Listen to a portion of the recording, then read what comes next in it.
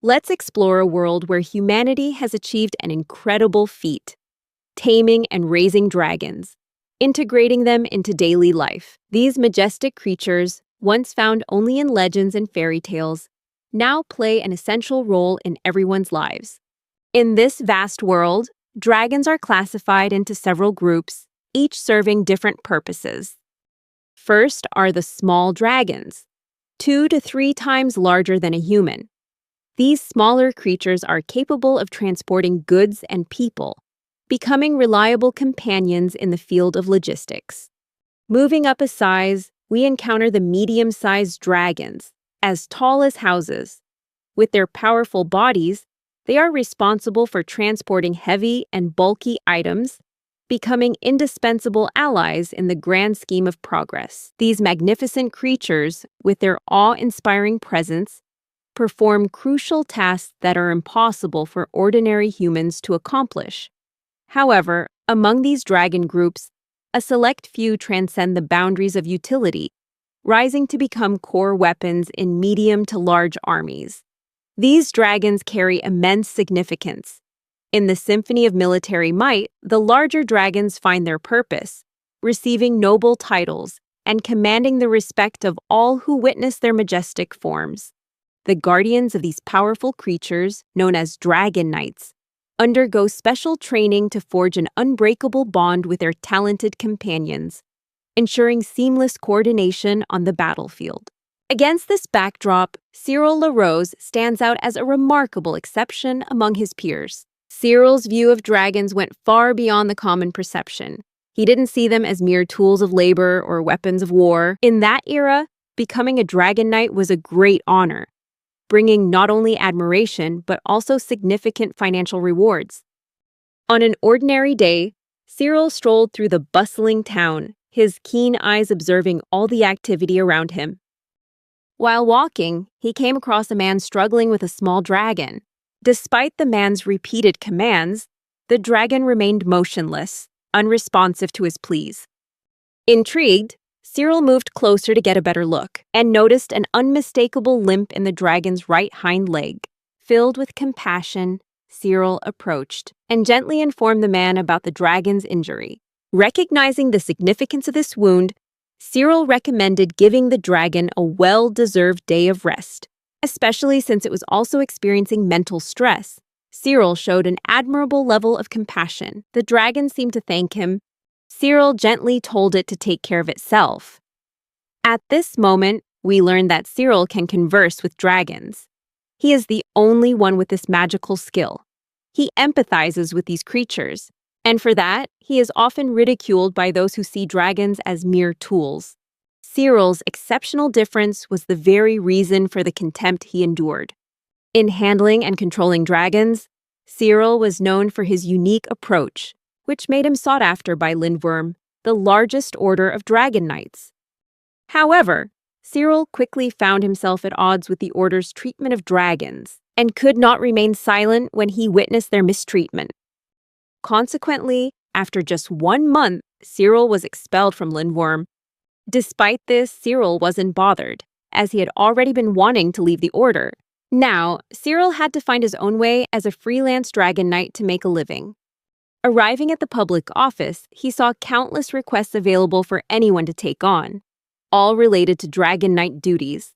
As he observed the notice board, Cyril realized that most of these requests required renting a dragon, highlighting the challenge ordinary people faced in owning one themselves. Accepting a mission to train a newly hatched dragon, Cyril went to the meeting point, where the client, Patrick, was waiting. Patrick explained that he was having trouble taming the dragon he had bought for his son. Cyril discovered that in Town Hall, it had become a common custom to raise a child and a dragon together, with the hope that a bond would form, turning the dragon into the child's loyal protector. Patrick said he had hired many dragon trainers, but none could make this dragon obey. Cyril asked to see the dragon in the backyard. When he saw the Tarrasque dragon, Patrick mentioned that this dragon was very suitable because it wouldn't grow too large and could adapt to daily life. Cyril approached the dragon and introduced himself. As soon as the dragon recognized Cyril, it cried out that they had to let it see its sister again. Concerned, Cyril asked the dragon for the whole story. The dragon was surprised that a human could understand its words. It explained that it had been separated from its sister since birth. The dragon asked Cyril to help it reunite with its sister, promising to obey him in return.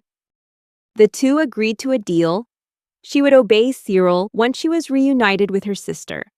She asked Cyril to let her live with her sister, and in exchange, she would take care of Patrick's son and serve their family. Cyril told Patrick the whole story, and Patrick agreed to look for the dragon's sister. They went to the dragon merchant where Patrick had bought the first dragon and successfully found her sister. When the two dragon sisters met again, a scene full of love and affection between the two sisters unfolded before everyone's eyes. It was truly a tender moment. As Patrick watched them nuzzle each other, he realized that dragons had feelings just like humans. Patrick decided to buy the other dragon as well, and both sisters thanked Cyril, ready to follow his commands. Cyril petted them and told them to get along with each other, then left them in Patrick's care. Patrick praised Cyril for achieving the impossible, just when he was about to give up on taming the dragon. Cyril advised Patrick never to separate the two sisters, even when they grew up, because it could cause trouble for him. After leaving the two sisters with Patrick, Cyril continued on his journey. Cyril recalled being exiled from the strongest guild, but he remained firm in his plans and had no regrets. According to Cyril, he understood the feelings of dragons because he could understand their language. With determination, Cyril continued to follow his principle of putting dragons first. The next day, Cyril returned to the public office and saw a few dragon knights backing away after seeing a daunting quest. Cyril decided to take that very quest, as he wanted to build a good reputation with future clients. Arriving at his newest client's location, Cyril stood before a magnificent mansion. Although this quest seemed simple, just delivering a letter, Cyril didn't think it was a very profitable one, because it required the presence of a dragon.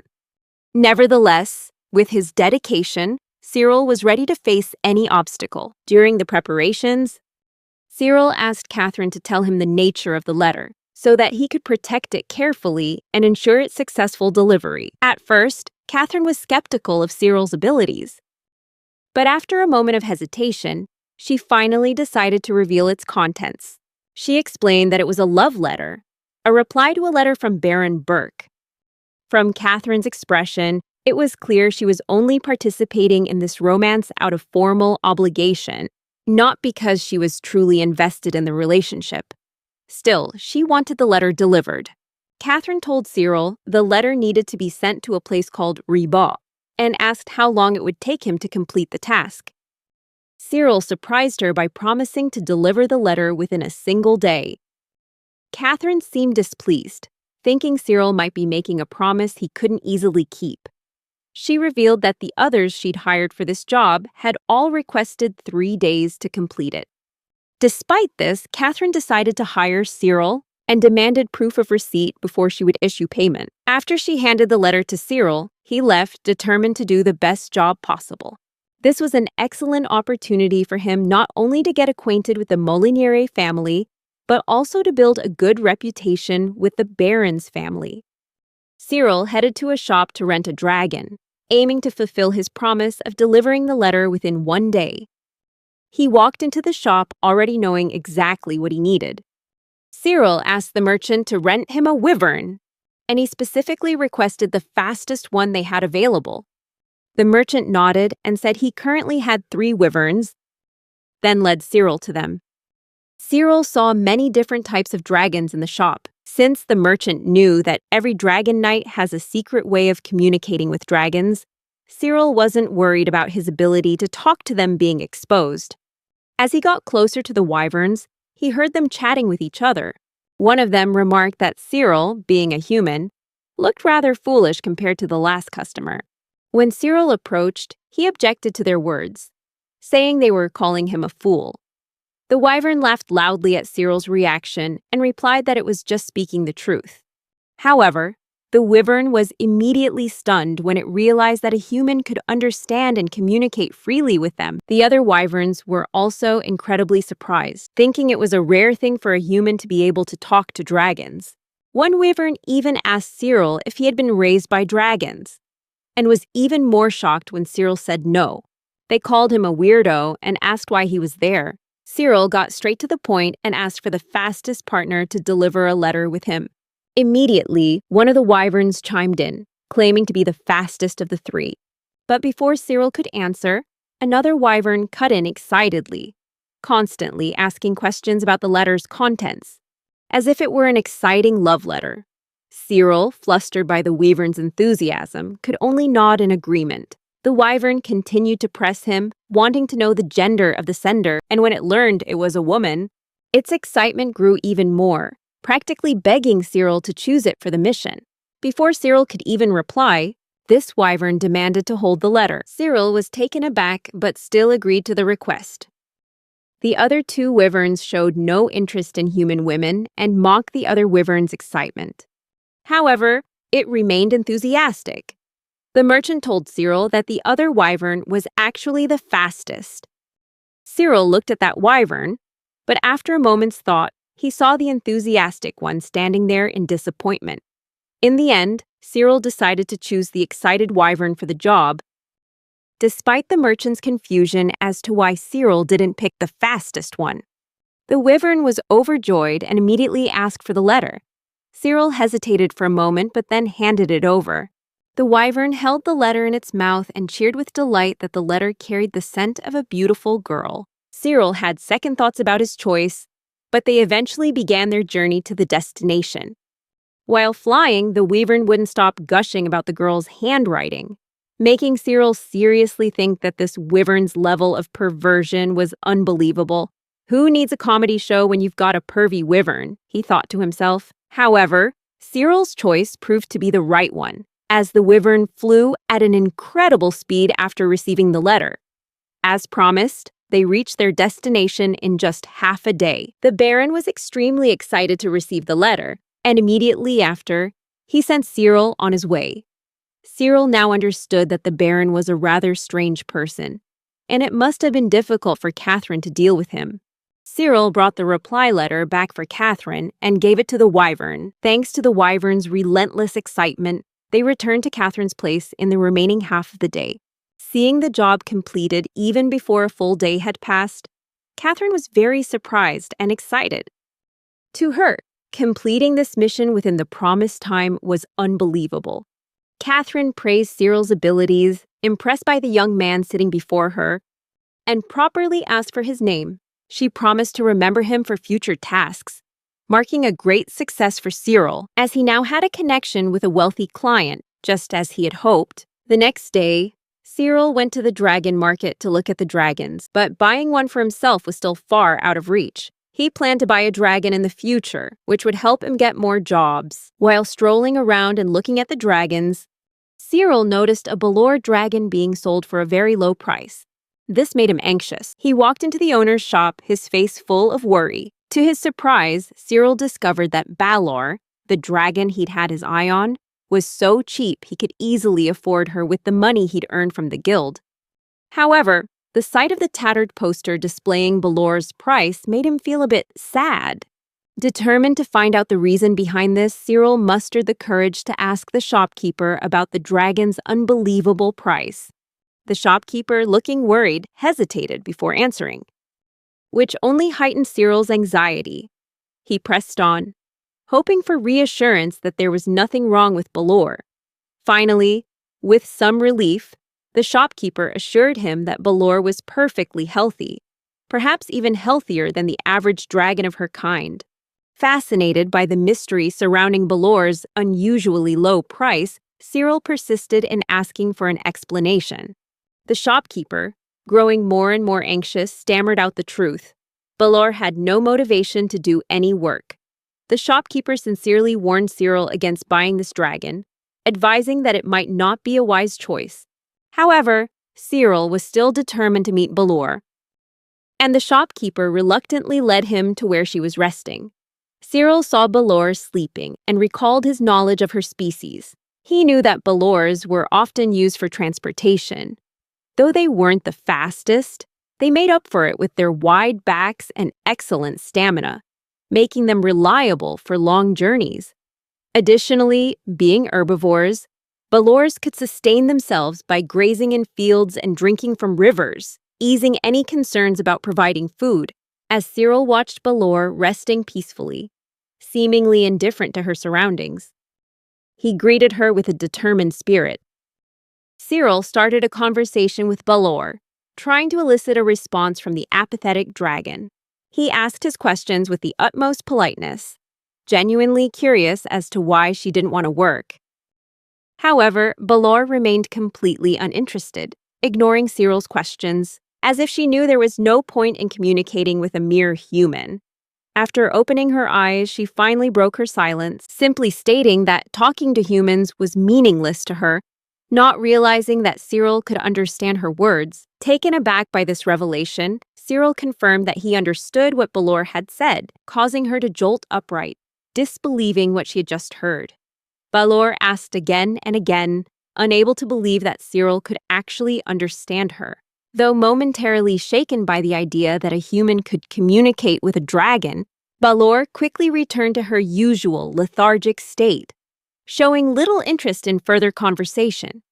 Concerned that the reputation of dragons might be at stake, Cyril expressed his desire to help Balor, but only on the condition that she reveal the reason for her current state.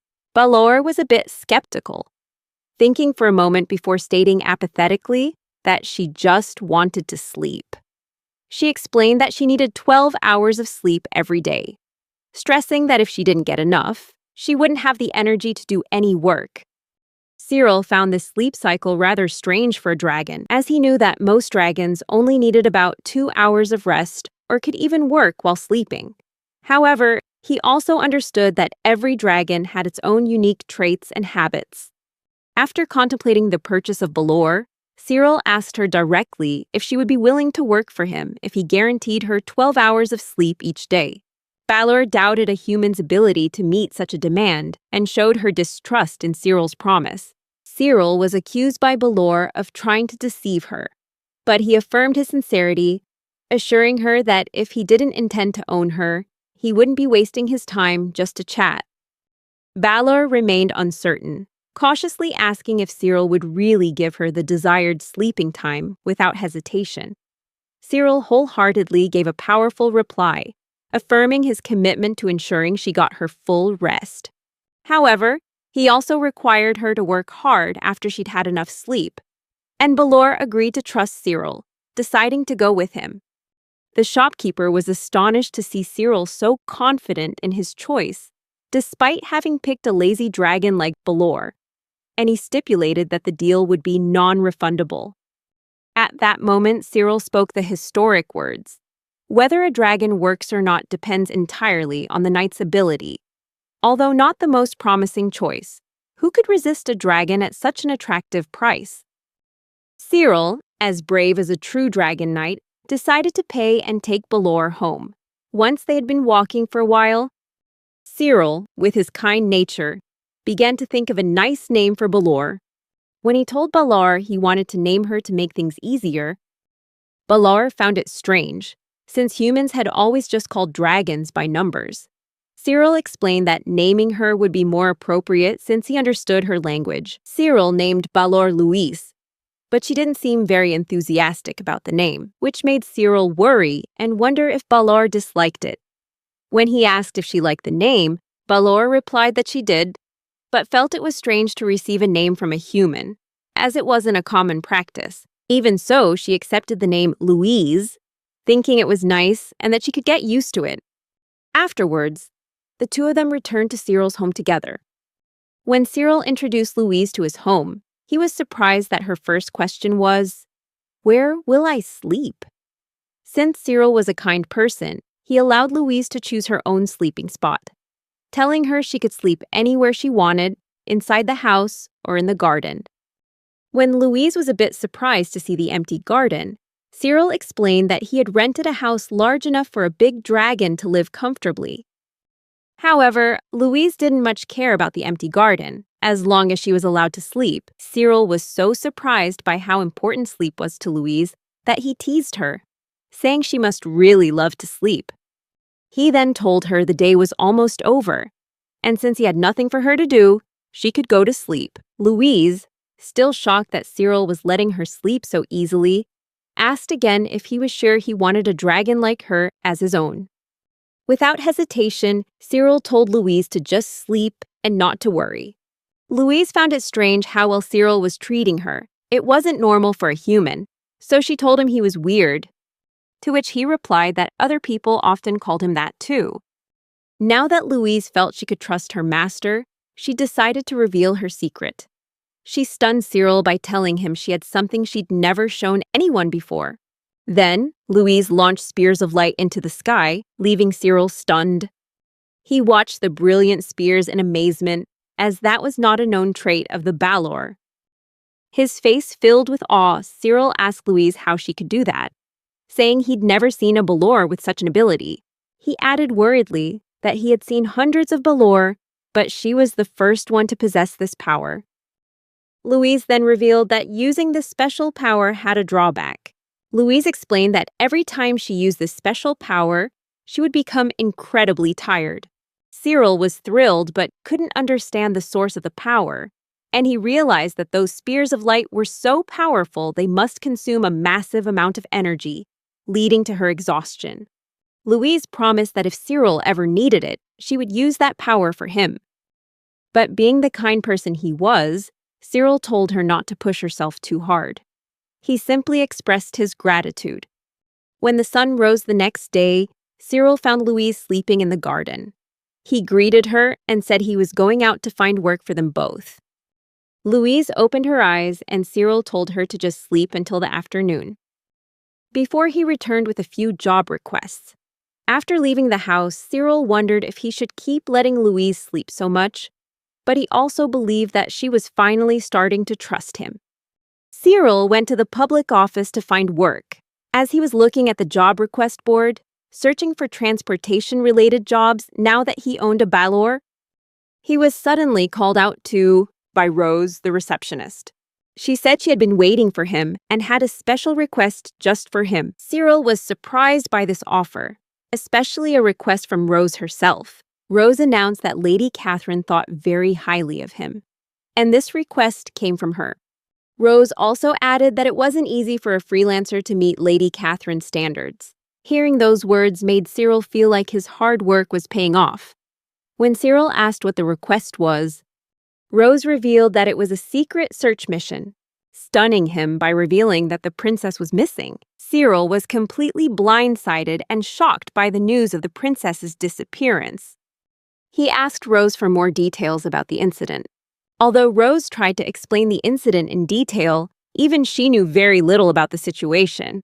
She only mentioned a vague location in the Himyar Mountains to the north, where the princess was last seen. Rose summarized the incident, revealing that the princess's entourage had disappeared while crossing the dangerous Himyar Mountains.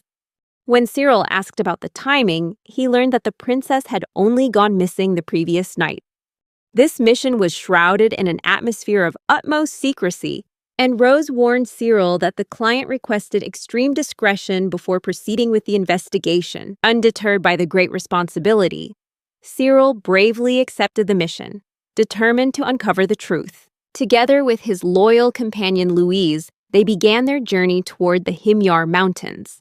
Cyril was worried about the princess's fate, fearing the worst possible outcome. Even so, Cyril was eager to dive into a top-secret rescue mission, despite having only vague information and a deep sense of dread. However, he felt greatly honored to be entrusted with such an important mission, fully aware of its significance. As they neared the mountain range, Cyril pulled a letter from his pocket, excitedly explaining to Louise that it was written by the princess herself, hoping to use Louise's extraordinary ability to track her down. At first, Louise was hesitant about her sense of smell, but confident in her superiority over humans, she agreed to give it a try. To their surprise, the moment Louise took a whiff of the letter, she quickly picked up the princess's scent nearby, astonishing Cyril with her incredible skill. Get ready to be amazed by the power of a dragon's nose, Cyril thought to himself. Louise attributed her success to the delicate fragrance from distinctive spices, which Cyril guessed was the princess's perfume. The scent was overwhelmingly strong to the keen sense of smell of a dragon like Louise. Filled with determination, Cyril instructed Louise to keep following the scent, praising her for gracefully guiding him through the treacherous mountain terrain, a task Cyril knew he couldn't have managed alone. Louise's agility brought a genuine smile to Cyril's face, though a fleeting memory reminded him that his methods might not have been well received at his old guild. Nevertheless, the two pressed on, driven by their shared goal. Suddenly, Louise stopped abruptly, capturing Cyril's full attention. She revealed that she had spotted something important below. Looking down, Cyril's eyes widened in shock at the sight of a landslide that had revealed the princess's carriage. He suspected the princess might still be trapped inside, making him wonder if it was safe to climb down to rescue her. However, Louise, ever fearless, reassured Cyril that climbing down would be easy for her. "We're talking about a dragon, after all," she said confidently. Without a moment's hesitation, Louise quickly scrambled down the mountainside, leading Cyril to the princess's carriage. There, they found the unmistakable crest, confirming without a doubt that they had found the princess's vehicle. Filled with concern for the princess's condition, Cyril carefully assessed the condition of the fallen guards, worried for their safety.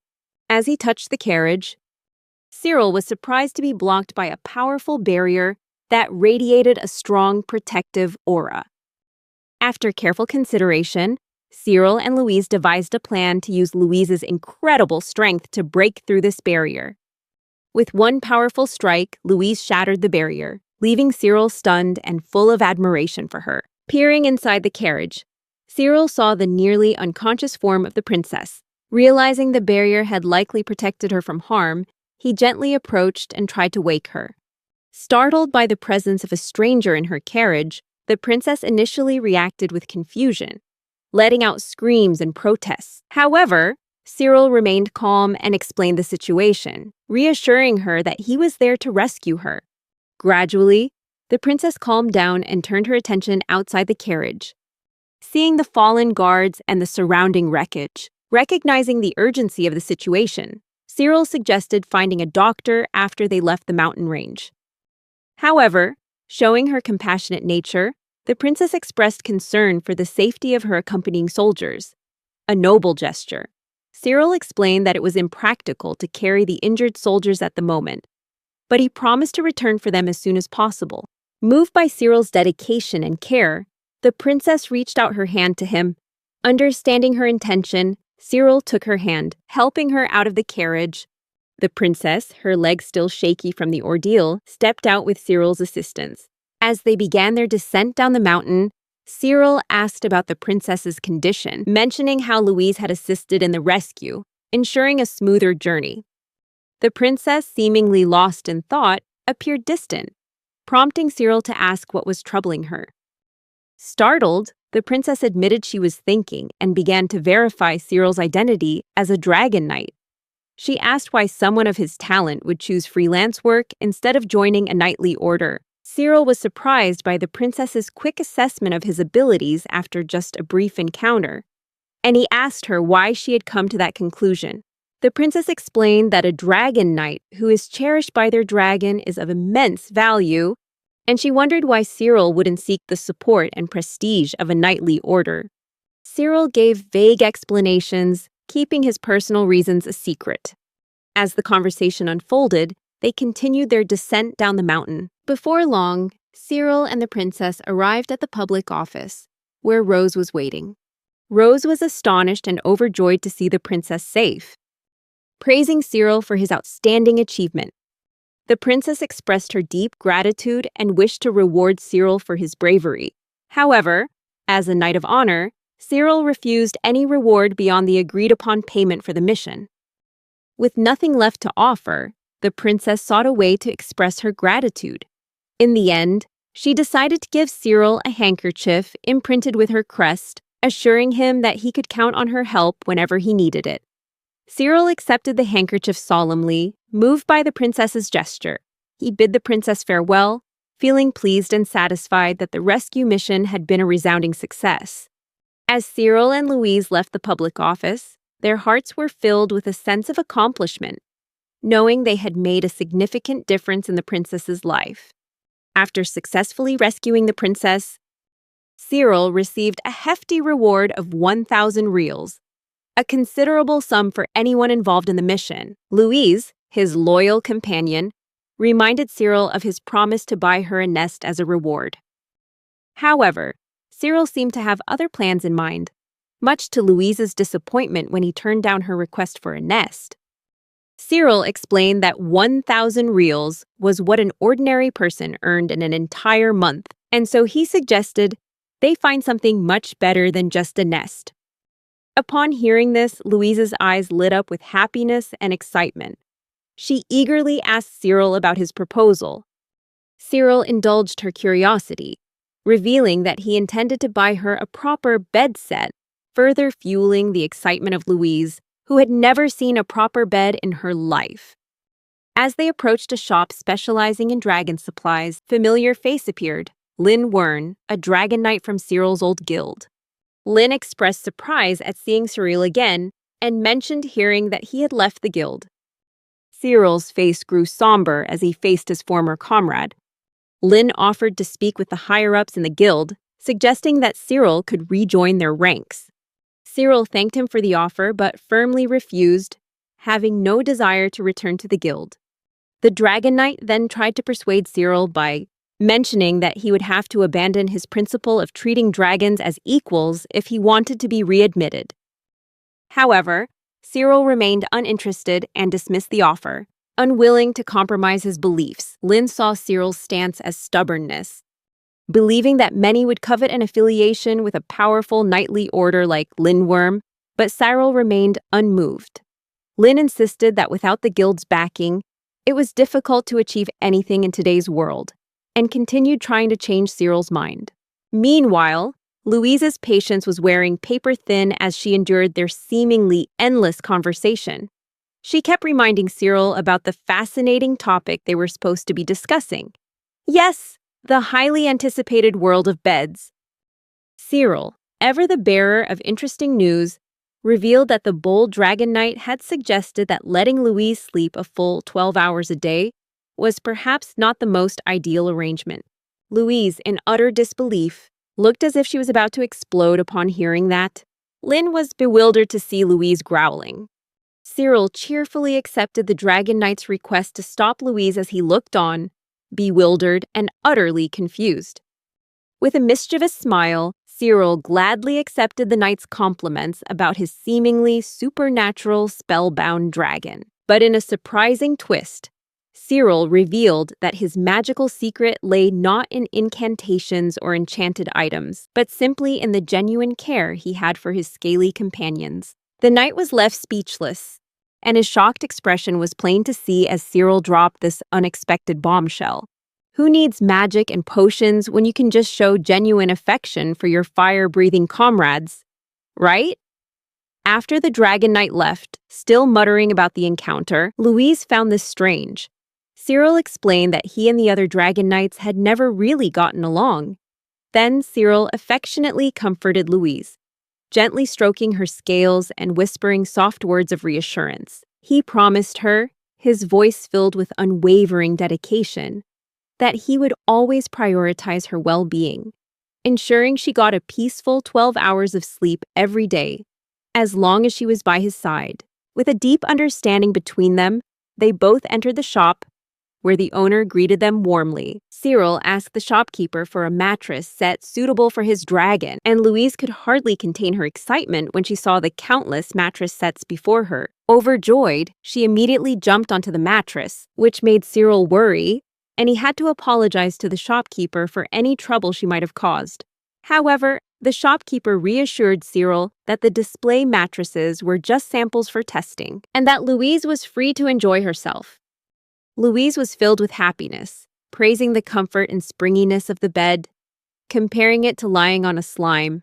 She kept gushing about how soft it was, which made Cyril ask if this was the bed she wanted to sleep on from now on. Louise excitedly agreed, believing this bed was far better than any nest she had ever dreamed of. However, Louise soon realized that the bed was quite expensive, costing 1,200 reals, making Cyril realize it was a luxury item.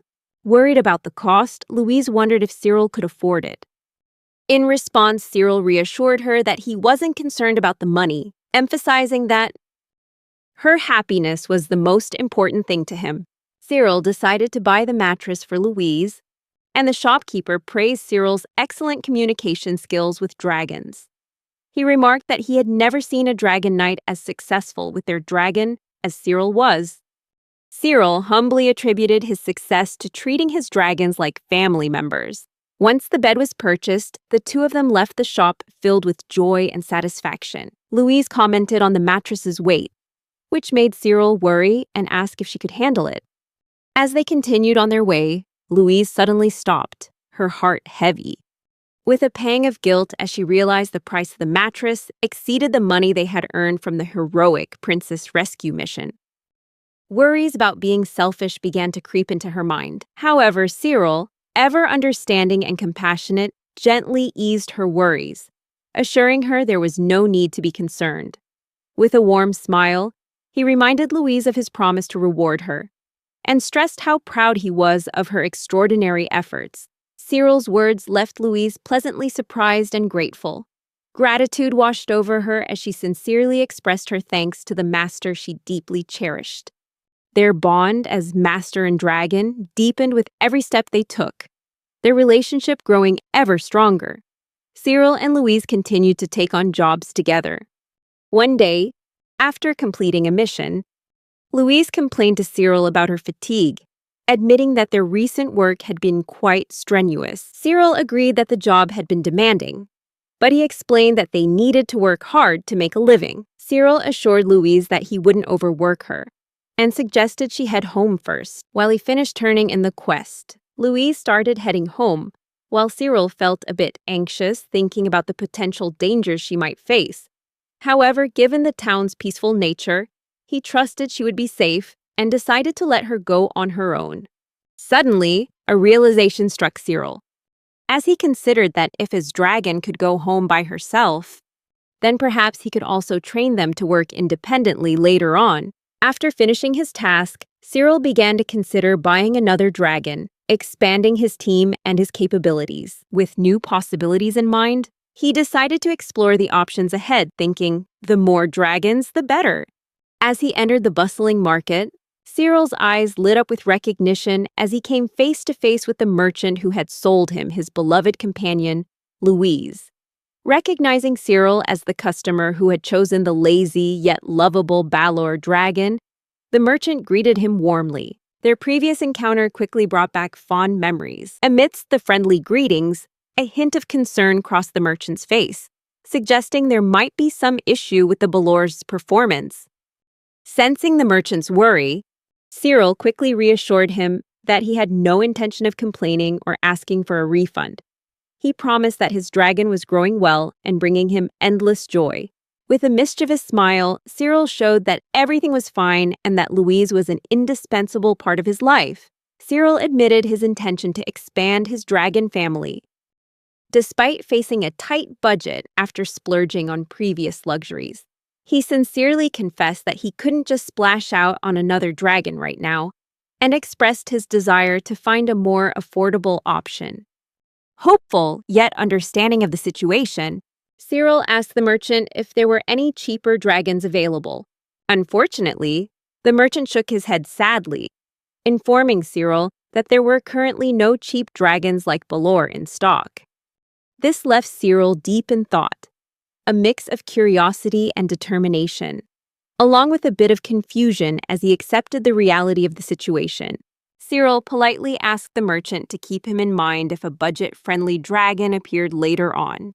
However, in the middle of their conversation, an incident occurred when Cyril accidentally dropped the exquisite handkerchief given to him by the princess. The sharp-eyed merchant quickly noticed and pointed out the handkerchief to Cyril, startling him. The royal crest on the handkerchief made the merchant realize it was the princess's mark. A wave of surprise washed over Cyril as he saw the merchant recognize the symbol. The merchant, with a nervous bead of sweat rolling down his forehead, cautiously asked about the symbol, seeking confirmation as to whether it was related to the princess. With pride and gratitude, Cyril confirmed that it was indeed the royal crest, and he recounted the story of how the handkerchief was given to him as a token of appreciation from the princess after he had helped with a dangerous mission. The merchant's attitude changed instantly. He respectfully addressed Cyril as Sir and smiled, offering to let Cyril buy a dragon on an installment plan. It seems Cyril couldn't avoid becoming an instant celebrity. Cyril, surprised by the unexpected offer, showed disbelief but couldn't hide his excitement. The merchant gave Cyril the freedom to choose his preferred payment method. Cyril quickly realized that the merchant's change in attitude stemmed from his connection to the princess, and that the man wanted to build a good relationship with him. Ah, the wonderful power of connections! Seizing the opportunity, Cyril decided to choose the installment plan, which greatly pleased the merchant. The merchant then led Cyril to the backyard and asked about the type of dragon he was looking for. Cyril expressed his interest in a special dragon species called mush-kushu due to their unique abilities. He explained that these dragons were quite small but possessed 4 stomachs, one for digestion and the other 3 for storing items. Their bodies could expand, allowing them to carry a significant amount of food. However, in a humorous mix-up, the merchant introduced Cyril to a mushroom dragon. Despite the misunderstanding, Cyril bravely started a conversation with the mushroom dragon, introducing himself with great enthusiasm. What he didn't know was that his ability to speak the dragon language made the mushroom dragon completely unable to understand him, and it just saw him as another helpless human trying to communicate with its kind. Undeterred by this indifference, Cyril cheerfully asked if he was forbidden from talking to her. With a look of apathy, the mushroom dragon replied, stating there was no reason to talk if they couldn't understand each other. But surprisingly, one of Cyril's secrets was revealed. The mushroom dragon was stunned, its jaw nearly hitting the floor, when it heard him reply in the dragon tongue. In a doubtful tone, she asked again, trying to process whether a human could really comprehend the language of dragons. Unable to grasp the concept, she curiously asked Cyril to explain his special ability.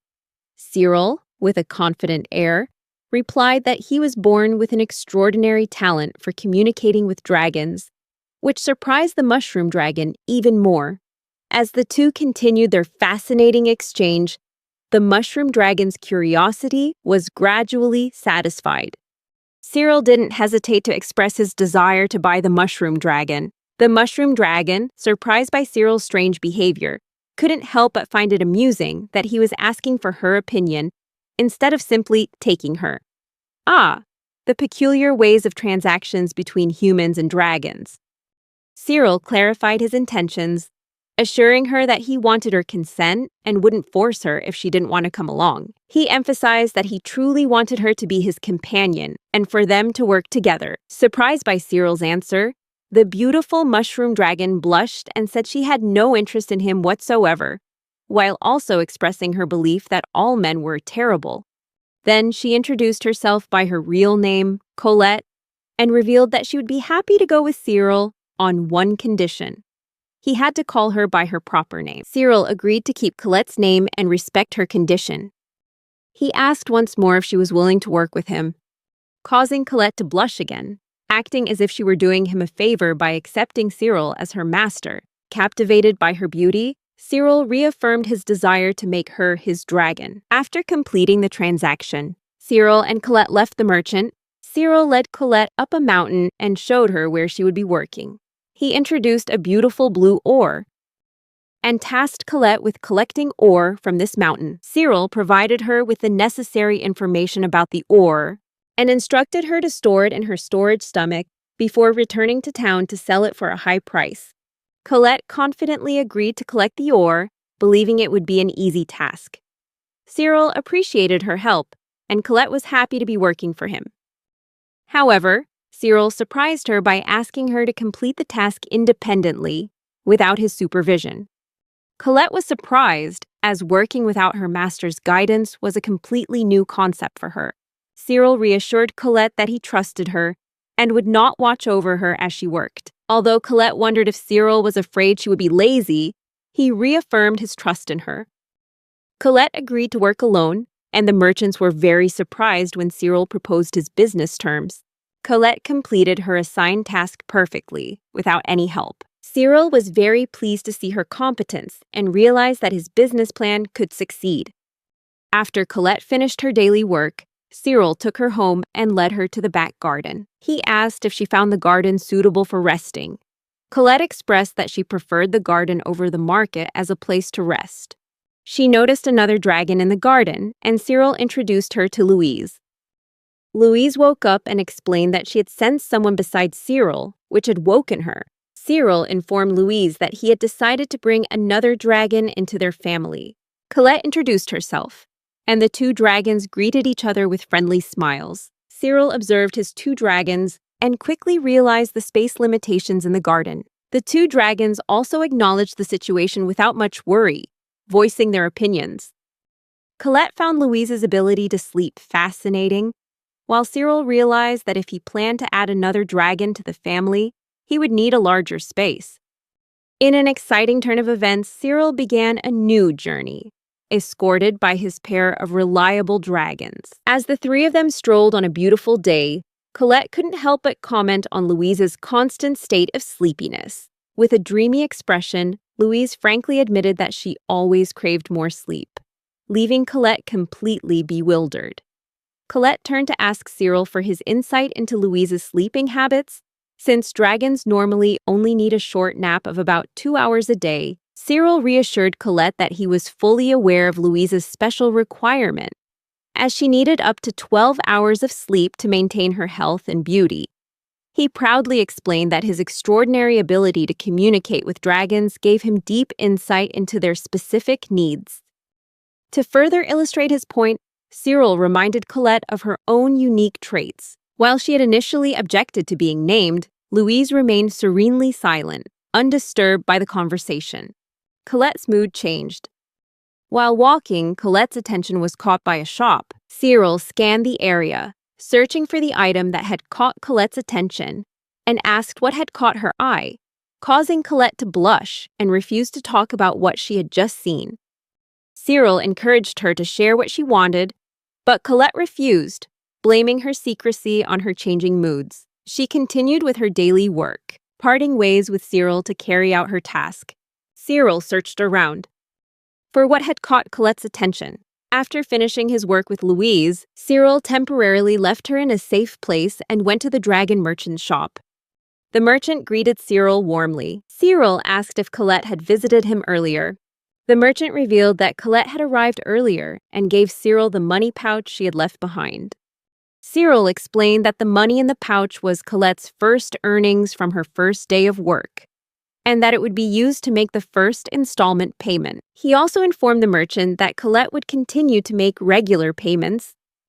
The merchant was very impressed with this arrangement and praised Cyril for training Colette to complete such a difficult task in just 1 day. The merchant expressed his surprise, remarking that Cyril must possess an incredible talent for training dragons. The merchant commended Cyril for his dedicated character, noting that he hadn't expected Cyril to pay so promptly, as most people tend to pay late. Cyril was also surprised, expressing his desire to establish a good relationship with the merchant, since he treated his dragons much better than others did. The merchant smiled and shared that all the dragons in his shop were precious treasures to him. He also expressed concern about Cyril having limited space to house 2 dragons. Cyril agreed with his observation and was surprised that the merchant also recognized the spatial challenges. The merchant explained that in town, there were only 2 types of areas: small spaces suitable for 1 or 2 dragons, and larger areas that could house dozens. Cyril acknowledged the merchant's insight and expressed his desire to hear more about the options. The merchant then informed Cyril about a large house that he could show him, but warned of a problem with the newly built house. Dragons seemed reluctant to live there. Despite this, Cyril accepted the merchant's offer and agreed to see the potential residents. The merchant was very pleased and expressed his delight that Cyril was willing to proceed with exploring the new house. Cyril led his 2 dragons to see the potential house, understanding that dragon knights had lived there before, but none of their dragons wanted to enter this beautiful home. When both Louise and Colette looked at the house, they found it wonderful and ideal for living. Cyril mentioned that the house had been vacant for a long time due to this drawback, which allowed him to rent it at an affordable price. Cyril planned to use his ability to communicate with dragons to solve the problem and make the house their home. Hope sparkled in his eyes. Cyril eagerly led Louise and Colette to the dragon stable, eager to show them their new home. At first, both dragons' faces lit up, their tails wagging with delight. However, as soon as they stepped inside, their joy quickly turned to disappointment, and then to utter disgust. With their sensitive noses wrinkled, both Louise and Colette simultaneously showed their discomfort with the space.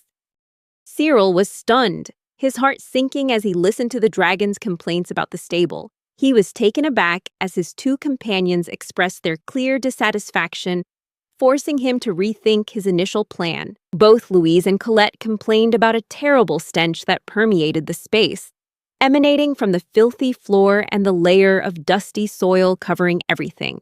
Their sensitive sense of smell couldn't stand this unpleasant environment, and an air of discontent seemed to weigh heavily on both dragons. They described the smell as if it came from the death of a dragon in the stable a long time ago, making the place incredibly unsettling. Cyril, unable to perceive any odor, became curious about the scent that only dragons could detect. He asked the dragons to point out the specific area where the smell was coming from, and they gestured towards the floor and the dirty soil. The two dragons then left the stable, unable to bear the stench any longer. Cyril asked about the nature of the smell, and they revealed it was like the scent of a murdered dragon, with its lingering remains creating the foul odor. This smell evoked a sense of fear and anxiety, making the environment unlivable. With this new understanding, Cyril planned to replace all the soil on the floor. He instructed Colette to find a replacement soil that she found more pleasant, as Louise still needed to rest. Cyril decided to dig up and remove the current soil himself. Louise, with a sad expression, apologized for not being able to help and rested outside the stable, while Cyril and Colette worked hard together to clean it. They worked tirelessly throughout the day, hoping to create a more comfortable environment for both dragons. Cyril, though exhausted but still determined, finally saw that his and the dragon's efforts had paid off. Both dragons appeared happy, no longer feeling any fear inside the stable. Colette believed their hard work had paid off. Once both dragons were satisfied with their new stable, Cyril decided to move into the new house. Louise was overjoyed as she explored the spacious and luxurious interior of the house. Cyril expressed his gratitude to both dragons for always supporting him, and he gave special thanks to Colette for her crucial role in cleaning the stable. Colette expressed her happiness at being able to help her master. To show his gratitude, Cyril gifted her a large amount of sweets, as he had noticed her longing gaze at a shop earlier. Louise was surprised to see artificial cakes made for humans, but Colette couldn't hide her excitement at the sight of countless pastries before her. Cyril explained that he had specially ordered larger cakes just for Colette. As she enjoyed the cakes, Louise teased her about her weakness for sweets. Colette, trying to stay composed, denied being overly fond of them, even though the excitement was written all over her face. While Colette tried to maintain her composure, her tail betrayed her excitement as she devoured the cakes, making the excuse that she just wanted to prevent them from going to waste, since her master had spent so much money on them. The next day, Cyril went to the public office to submit his patrol report. Rose praised Cyril for successfully acquiring and training 2 dragons in such a short time, acknowledging his impressive ability to manage his work requirements. Cyril began to think about getting recognition for his achievements. Rose then switched to another topic, asking if Cyril had ever considered starting his own guild. She believed that someone as talented as Cyril shouldn't waste his potential on menial jobs. Cyril maintained a serious expression and replied that he intended to remain a freelancer and had no plans to join any guild. Rose understood Cyril's decision and moved on to discuss another matter. She asked if Cyril had thought about establishing his own guild. She began to explain the regulations for opening a guild. Rose clarified that guilds are recognized by the national government and fall under the category of Dragon Knight associations. Rose emphasized the importance of dragon knights and dragons to the government, which is why they receive various privileges. Cyril was curious about these privileges, and Rose explained the tax benefits available to dragon knights and their dragons. Cyril was surprised to learn this new information, as he had been completely unaware of this tax advantage before. Rose went on to mention that as a guild's capabilities increase, so too will the abilities of the dragons within it.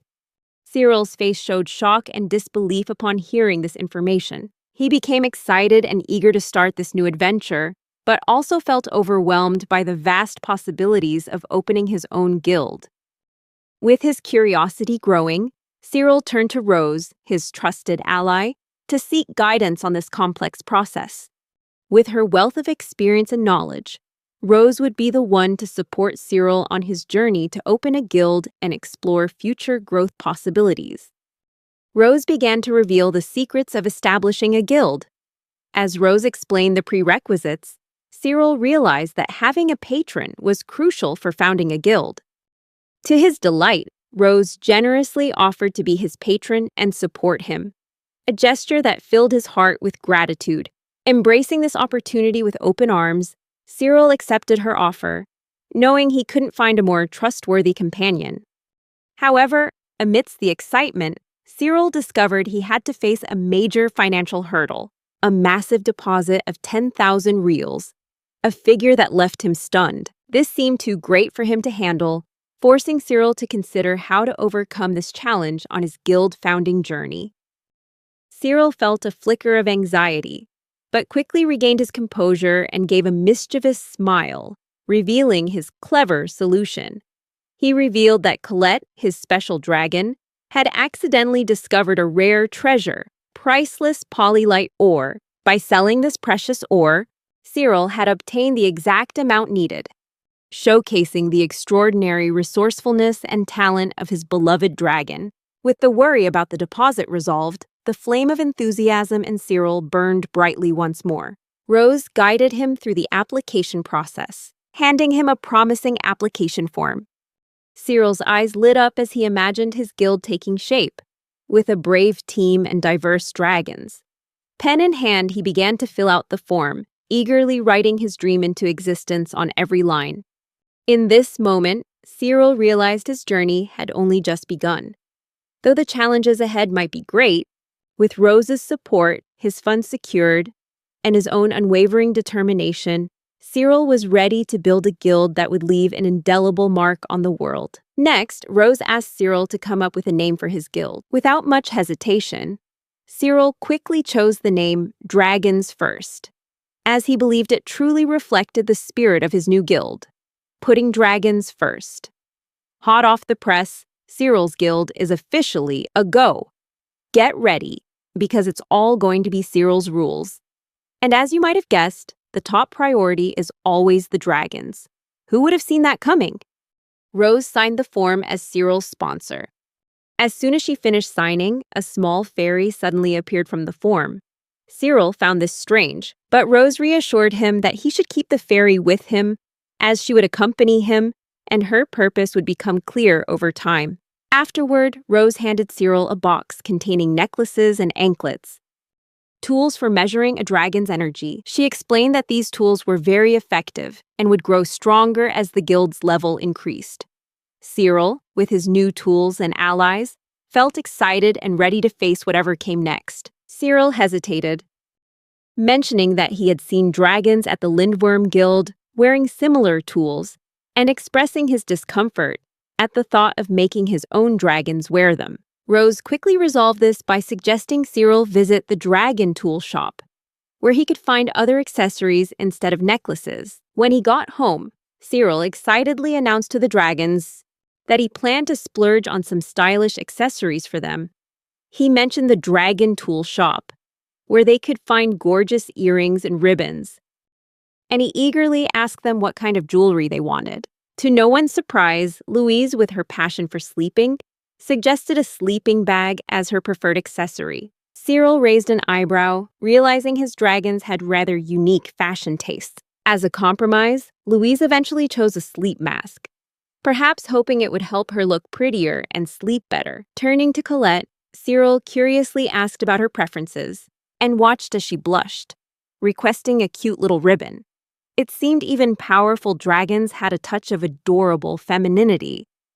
Amused and delighted by his dragons' differences, Cyril took them to the dragon tool shop, ready to order the custom-made sleep masks and enjoy their unique fashion choices. Before the long-awaited accessories arrived, Cyril couldn't stop thinking about how charming his dragons would look in their favorite items. Cyril helped his dragons put on the new necklaces, though he couldn't shake the uneasy feeling in his gut. As Louise excitedly awaited her stylish sleep mask, a sudden light flashed from Cyril's pocket, catching his attention. To his surprise, it was his guild card that was glowing, signaling that the guild had unexpectedly reached level 2. Confused and bewildered by this rapid level up, Cyril shared the strange event with Rose, seeking an explanation. Rose, just as puzzled, checked the guild card but found no errors or glitches, confirming the level up was correct. Cyril couldn't help but wonder if some supernatural force or glitch was at play, making his guild an overnight success. Filled with curiosity about the rewards that came with reaching level 2, Cyril turned to Rose, eager to uncover these secrets. With a smile, Rose unfolded a piece of paper, and it magically transformed into a detailed map of the town. Cyril's eyes widened as he saw a bright dot marking Louise's location, showing she was within the guild's range. When he looked for Colette's location, Cyril's initial disappointment quickly turned to amusement, as he assumed she was in a remote area, outside the map's current range, diligently carrying out her mission on the mountain. Rose, intrigued by this new information, revealed a hidden feature of the map, a special zoom function. With a tap of her hand, the map zoomed in and revealed Colette's exact location, much to Cyril's delight. Cyril realized that every time his guild leveled up, he would unlock more special abilities, making him feel like a true master to his dragon companions. As Cyril returned home, he was filled with excitement for the expanding potential the future held. Cyril excitedly presented Colette with a carefully prepared bag, inside which was the ribbon she had long been waiting for. Upon seeing the adorable accessory, Colette's eyes sparkled with delight, and a radiant smile spread across her face. Cyril gently took out the ribbon and skillfully tied it on Colette.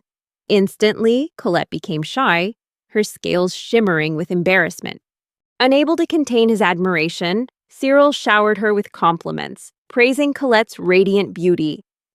Colette's heart filled with joy, mixed with acute shyness as she realized how much Cyril truly cared for her.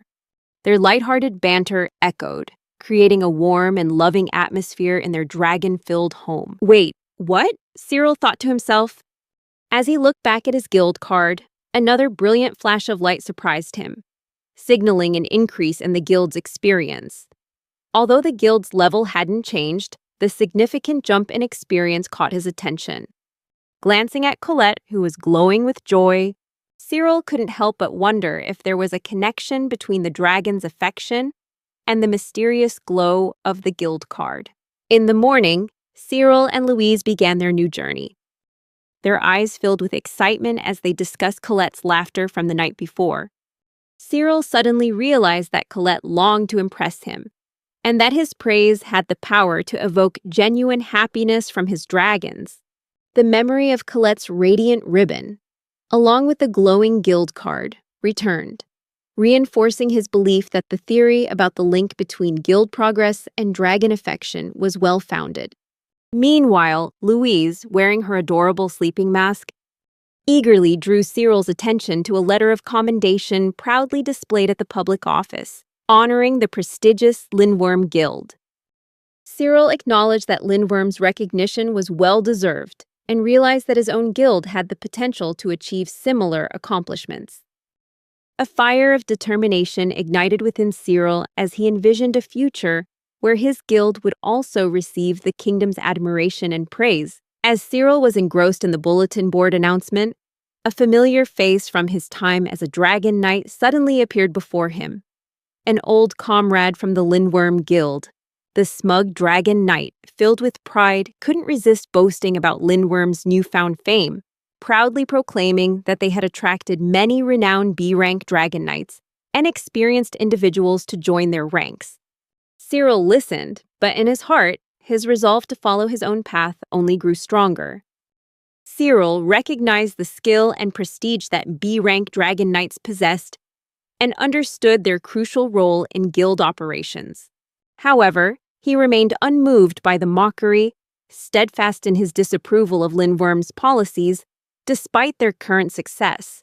Cyril understood that a guild is not just built on reputation, but on its principles and vision, which he valued above all else. As the Dragon Knight left, Cyril's attention was immediately drawn to the growing crowd outside. Intrigued by the commotion, he approached a nearby bystander and asked about the cause. He discovered that a massive hunt was underway to capture a rebellious dragon that had escaped from a neighboring guild. Cyril found this incident extremely unusual, as he had never encountered a similar situation during his entire time as a dragon knight. His curiosity was piqued, and he began to consider investigating further, imagining himself conducting a daring inquiry to uncover the truth behind the event. However, a glance at Louise made him give up the idea, as he understood the importance of ensuring her well-being. He pushed his curiosity aside just before entering the town hall. Cyril had an interesting encounter with a dragon, seemed to recognize him. The dragon, named Emma, begged for Cyril's help, expressing that she could no longer stay with her guild, which worried Cyril. He decided to take Emma home and remembered that she was a tide dragon, his former servant from the Lindworm Guild. Cyril recalled that tide dragons were smaller in size, but were often sought after by guilds for their powerful combat abilities. Curious as to why Emma had left her guild, Cyril asked her. Emma explained that one day she felt unwell and wanted to rest, but her guild wouldn't listen and forced her to keep working. As a result, she made a mistake, got injured, and was then reprimanded by the guildmaster. The guildmaster claimed that a dragon that makes a mistake is useless and should be worked to death or discarded. Emma's story saddened Cyril, and he realized she had been waiting for him near the town hall. Emma's tearful plea pierced Cyril's heart, leading him to offer her shelter in his humble home. Yet, even as he extended his hospitality, a sense of unease lingered in his mind, anticipating the potential complications that could arise. The involvement of the Lindworm Guild could lead to major trouble, and as Emma continued to express her hardships, their conversation was abruptly cut short by a loud, forceful knock at the door. The sound immediately brought a deep sense of anxiety to both Cyril and Emma. Emma, consumed by fear, imagined the menacing presence of the Lindworm Guild, relentlessly pursuing her. However, Cyril, with his innate resolve, reassured Emma and stepped forward to confront the Dragon Knight, who brazenly accused him of stealing his own dragon. The Dragon Knight, bolstered by the claims of supposed witnesses, confronted Cyril with arrogant confidence, escalating the tension and making the situation even more serious. Cyril frankly admitted that Emma was with him, but he refused to hand her over. He proposed a more peaceful solution. The Dragon Knight could return to the Lindworm Guild, and they could negotiate an exchange for Emma later. Cyril hoped this reasonable approach would de-escalate the tension and avoid an unnecessary confrontation, while protecting Emma from the fate she so feared. The stubborn Dragon Knight refused Cyril's proposal, insisting he couldn't hand over a runaway dragon like Emma. Cyril brought up what Emma had said about the guildmaster's plan to work her to death, which made returning her unacceptable. Cyril told the Dragon Knight to leave and go back to his guild. However, the Dragon Knight deliberately stormed into Cyril's house, terrifying Emma. Louise, sensing a threat to her master, immediately fired a powerful spear of light at him, which the Dragon Knight barely managed to dodge. Losing his composure, he flew into a rage, but Cyril told him he deserved it for trespassing. Once again, Cyril demanded that he leave, and the Dragon Knight finally retreated. not forgetting to issue some threats on his way out, while Louise went back to her nap. After the incident, Cyril decided to go to the Lindworm Guild to negotiate Emma's adoption. He met the guild master, Dicky Raj, who was surprised that Cyril wanted to take in one of their dragons. After receiving a positive response, Cyril stated his determination not to let the guild continue mistreating Emma, asserting that he didn't care how he was judged for it. Cyril requested the necessary financial arrangements to formally adopt Emma, disregarding the traditional deference Dicky expected. Cyril surprised Dicky with his unexpected actions, leaving him flustered and losing interest in continuing the discussion, finally agreeing to let Cyril take the dragon. Upon returning, Cyril could sense the anxiety coming from his beloved dragons. His heart filled with empathy and concern when he saw their tense expressions. Cyril's gaze fell upon Emma, whose eyes were glistening with tears, stirring his compassionate nature. In a gentle gesture, Cyril wrapped his arms around her, pulling her into a comforting embrace and reassuring her that everything would be all right. As Emma's trembling began to subside, Cyril revealed some good news, sparking hope and soothing their souls. Sensing the importance of the moment, Cyril turned to Emma, inviting her to share her thoughts on the path ahead. With unwavering resolve, Emma expressed her deep desire to stay by Cyril's side, becoming an indispensable part of his team. Just then, a magical light suddenly appeared in Cyril's hand, capturing everyone's attention. They stared in awe at the appearance of this mystical light. The group witnessed the appearance of a radiant ring, which the dragons immediately recognized as an ancient artifact. They said its power is never used in vain. Startled by the sudden appearance of the mysterious ring in his hand, Cyril's eyes widened in astonishment, his mind echoing with a mix of curiosity and excitement. What truly stunned Cyril was the revelation from his loyal and wise dragons. This ring, now revealed to be an ancient artifact, held a profound meaning. The dragons shared a story woven through time, telling of a hidden treasure, the very creation of the legendary Dragon King, a symbol of their species' rich heritage. In the dragons' collective memory, their kind once ruled the earth, and this artifact was a symbol of their reign. Cyril's heart filled with wonder upon learning that this ring only appears before those who are truly loved by dragons, a testament to the deep bond between him and them. Although Emma, Louise, and Colette didn't remember ever seeing the artifact before, their instincts confirmed its authenticity, echoing the mystique it radiated. Deciding to entrust the artifact to his dragons, Cyril tried to give the ring to Colette, but she refused to store it in her stomach, leaving him no choice but to wear it on his own hand. Cyril wondered if wearing the ring would grant him any special abilities, and as he observed his dragons, he noticed 2 status bars appearing above each of their heads. Filled with concern, Cyril's gaze rested on Colette with deep worry. He sensed a subtle change in her demeanor and decided to gently ask about her well-being, probing to see if she was feeling unwell. Colette, taken aback by Cyril's attention, paused for a moment to process the unexpected question. At first, she tried to deny any discomfort, insisting that she was perfectly fine. However, Cyril knew deep down that she might be hiding some kind of fatigue he hadn't yet noticed. With sincerity, Cyril revealed his special ability. He could see 2 status bars above each dragon's head, showing their physical and mental condition. As the truth became clear, Colette realized her fatigue hadn't gone unnoticed by her caring master.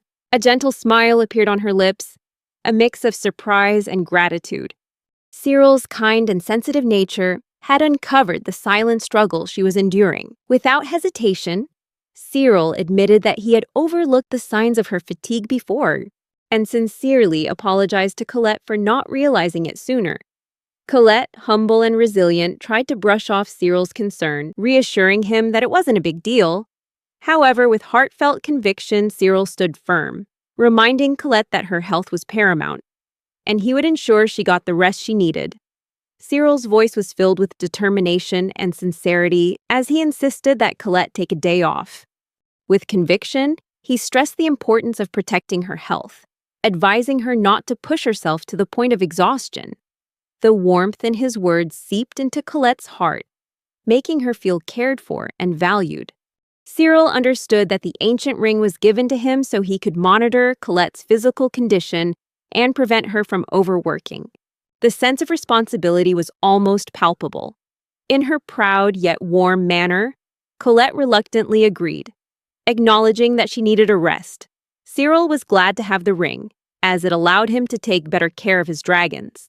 Sometime later, Cyril LaRose welcomed an unexpected guest, Roland Flory. Roland brought with him promising missions with great rewards and glorious fame. Following Miss Marina's introduction, Roland spoke of a battle that a guild of dragon knights had left unfinished. The Dragon Knight Guild had fought a group of monsters with the aim of earning rewards and enhancing the guild's prestige. However, Roland's somber voice was heavy with tragedy as he revealed the horrific aftermath of the battle. The entire Vanguard team won. Those who led the charge were now just a memory. The brave souls had been completely wiped out, with no one left to tell the tale. Cyril's eyes widened in disbelief, unable to believe what he was hearing. Such catastrophic events hadn't occurred in the last 5 years, leading him to question the mysterious circumstances that led to this unprecedented disaster. With solemnity, Roland continued to reveal the intricate details of the mission awaiting Cyril's unwavering resolve. He explained that a crucial aspect of the Dragon Knight's procedure during subjugation missions was the Venerable Last Will, a personal item of immense significance. Fully aware of the spiritual and sentimental value they held, Roland continued, his voice a mix of urgency and hope.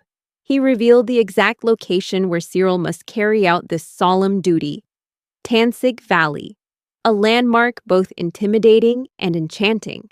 To encourage Cyril's unwavering commitment, Roland offered a reward of 5,000 reals, a significant sum that could advance Cyril's ambitions and provide him with financial stability. Grateful for the offer, Cyril felt the weight of the mission, understanding that this was not just a simple task, but an opportunity to prove himself and secure a future for himself and his dragons. Cyril expressed his gratitude to Roland while silently pondering the moral dilemma of having to retrieve the dragon gear belonging to the fallen knights. As a thoughtful leader, Cyril carefully planned his journey, taking into account the sleeping habits of his precious companion, Louise. Drawing a mental map, Cyril estimated the pilgrimage to Danzig Valley would be an arduous 3-day journey, where both challenges and discoveries awaited them. Louise suddenly surprised Cyril by revealing that she had overheard the entire conversation about the mission the night before, causing him to worry about his privacy. As Cyril set off with his 3 dragons, he explained to them the treasure they would be recovering, which involved finding equipment from the battlefield and then selling it for money. Cyril also shared cautionary tales about people who had accidentally activated cursed magical items through carelessness, stressing the need for caution during the recovery process. After several days of travel, they arrived at Danzig Valley and witnessed the grim scene of the battle's aftermath: 20 fallen dragon knights and 30 dead dragons. Cyril's group felt a sense of sorrow at the tragedy. Emma signaled that there were no enemies around, and Nero ordered his dragons to search for necklace-like accessories. Colette was clearly unhappy with this task and seemed depressed. Cyril noticed her sadness and considered how to help her overcome those feelings while still completing the mission. Cyril offered Colette a day off, but she insisted on continuing to work. Despite successfully collecting all the necklaces, Colette's tension was palpable, and she wanted to leave the place as soon as possible. However, Cyril refused to leave before ensuring the fallen warriors and dragons were given a proper burial. His dragons were surprised by Cyril's intention, as they had never heard of a burial for both humans and dragons. Cyril's decision seemed strange to them. Cyril explained that he couldn't just leave the dead without giving them a proper farewell. Noticing his dragons looking at him strangely for wanting to bury the fallen dragons, Cyril apologized, stating that he could do it alone if they didn't agree. In response to Cyril's words, the accessories on the 3 dragons suddenly began to glow. Cyril realized he had earned more of the dragons' respect, and that his act of burial was not just a show of respect, but also a way to further strengthen the bond between him and his dragons.